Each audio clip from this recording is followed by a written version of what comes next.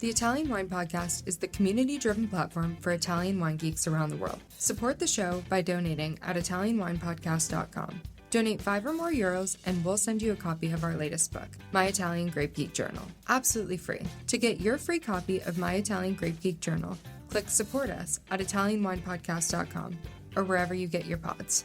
Grazie mille.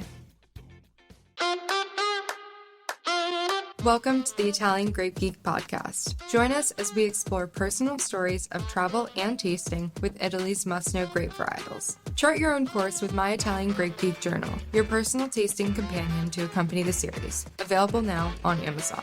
With thanks to Colangelo and Partners for their generous support with this project. Hi, welcome back. I'm Barbara Fitzgerald, and I'm back this time to talk about Italian grape varieties that are actually known as groups. So, as we know, Italian grapes can be quite perplexing. Some with shared names are actually related, which are called families, while others share names purely due to maybe more morphological similarities before genetic testing existed, or historical marketing strategies aimed at capitalizing on popular trends of the day. And these are called groups. So today we're going to look at two of those groups. First is called the Refosco group. A lot of confusion around the Refoscos. It's an intriguing group of grapes that are mostly found in Friuli, Venezia Giulia, but definitely, like I said, a head scratcher due to how many synonyms exist and all the interplanting of the different varieties within the same vineyards. And we just still haven't been able to kind of genetically verify one from the next in many cases here. So despite sharing the Refosco name, these grapes actually have little in common besides physical characteristics, viticultural behavior, and limited cultivation.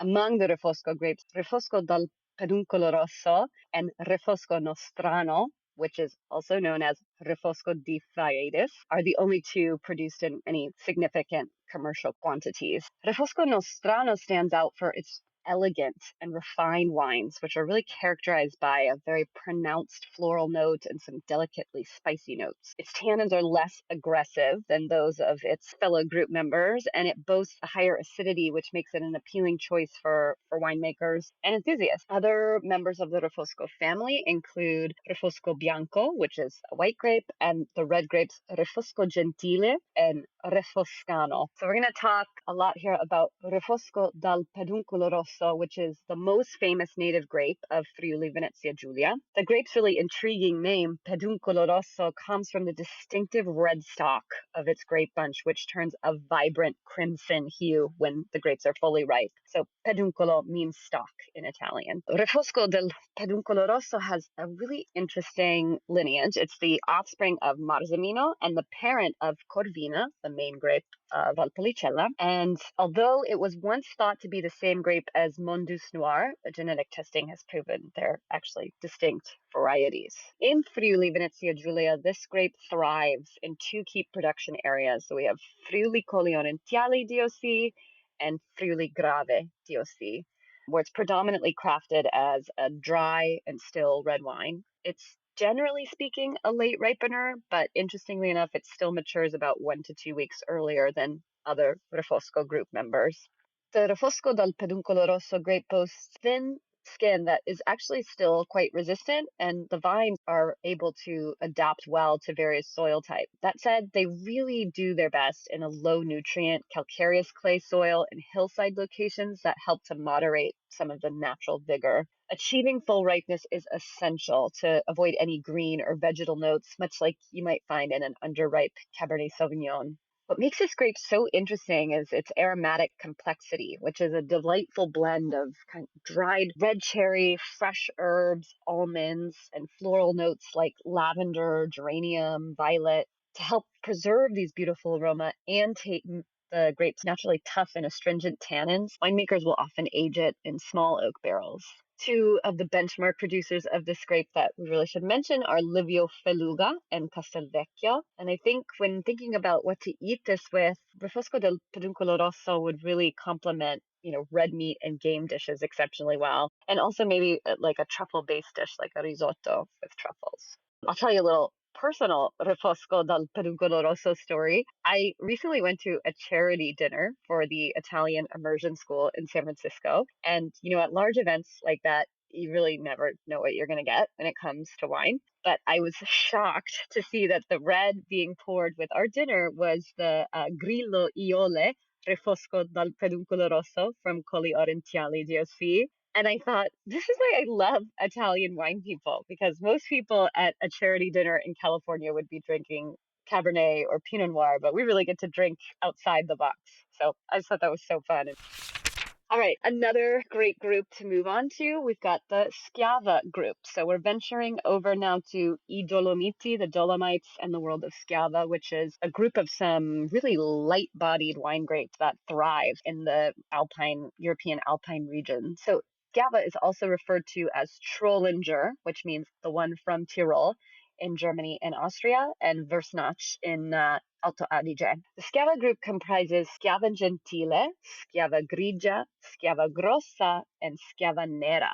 And despite their morphological similarities, like they all have pyramidal shaped bunches with prominent wings, the varieties are actually not very closely related. The name Schiava likely comes from the Latin vine sclavis, which means vines enslaved, and is a reference to the ancient Roman training system that tied the vines to the poles. In Italy, Schiava grapes are predominantly grown in Trentino and Alto Adige. However, Schiava Nera, which some believe is identical to Schiava Grossa, is exclusive to Lombardy. Together, this group of grapes are the most abundantly planted of all the varieties in Alto Adige. The individual grapes in this group can be really challenging to distinguish, especially because most of the DOP regulations don't specify which Schiava should be used. So as a result, the wines often blend the different Schiava varieties and are generally just referred to as simply Schiava. Blending of other varieties is also allowed for additional body and colors. You'll often sometimes see Lagrein, another indigenous grape to Trentino Alto Adige, in a Schiava wine. All of the Schiava wines really share a common thread of intense fruity aromas that are reminiscent of strawberries, violets, and a distinct marzipan flavor that characterizes the back end of the wine. They are all known for making light-colored, light-body, lightly tannic wines. And while they can be somewhat simple, some old vines have been proven to deliver a really surprising concentration and complexity, which then begs the question that maybe it's vine age that is the most significant indicator of quality for the Schiava grapes, not the specific subvariety. Schiava wines are typically still dry red wines, though semi-sweet versions can be found. And if you are looking to experience the distinct charm of a Schiava wine, I would suggest trying either Cantina Bolzano, Cantina Tramin, or Ghirlande. So let's talk about some of the grapes in this group. First, we have Schiava Gentile, which is affectionately also known as Schiava Piccola due to its small but sometimes medium-sized berries. This is a late ripening grape that has earned a reputation for producing pretty quality juice thanks to its low yields and those small berries. Although true monovarietal wines are rare, Schiava Gentile is believed to produce reds that have this very captivating color palette that range from a dark pink to a pale ruby. Lots of fresh red fruit aromas like currant, cherry, strawberry, and then some really delicate violet floral notes. So a pretty charming bouquet. The high acidity and light body of Schiava Gentile makes it a prized choice for rosado wines. Its perfumed aroma and delicate balance of flavors create a really refreshing and enjoyable wine. Then we have Schiava Grigia, which is also known as Grauwursnach. The name Grigia or Grau refers to the abundant bloom that grows on the grapes, which gives the grapes a unique grayish appearance. Grigia is primarily found in Alto Adige, and sometimes you actually can find monovarietal bottlings. These wines boast a really bright pink color with some beautiful aromas of violet, red currant, pomegranate, that marzipan, that characteristic marzipan. Also a really interesting saline note. Among the Schiavas, Schiava Grigia is considered to be the most refined. And then we have Schiava Grossa, which is the most popular and the highest yielding among the group. This grape stands out with its large berries and generous bunches, although new clones are being developed to produce smaller berries for more concentrated flavor. And despite the popularity of Schiava Grossa, it's actually not easy to find monovarietal wines. Schiava Grossa has more delicate aromas and flavors than other group members, and it's characterized by its high acidity. Interestingly, this grape has played a significant role in the development of other popular grape varieties. So, along with Zebibo or Moscato dell'Alessandria, Schiava Grossa is a parent of Malvasia del Lazio, and when it was crossed with Riesling, became a parent to the Kerner grape. So I'd say some foods that work particularly well with Schiava include canaderli, which is a traditional Tyrolean dumpling soup with speck that you'll find often in Alto Adige. It's so good. And I also like Schiava wines with kind of Thai or Southeast Asian dishes. Again, dishes that can be harder to pair that with wines that have a lot of oak or tannin in them. One of my favorite summertime activities is hiking in the Dolomites. And it's like the most breathtaking, refreshing experience, and also just challenging enough to feel you leaving like you have really earned a fantastic glass of wine. So after a hike, I like to reward myself with a glass of Schiava because it's the perfect summer wine with its light body, minimal tannin, good acidity. Plus, it pairs really great with a delicious plate of speck, which is also a real treat after hiking up in the Dolomites. So yeah, that's the Schiava group and the Refosco group.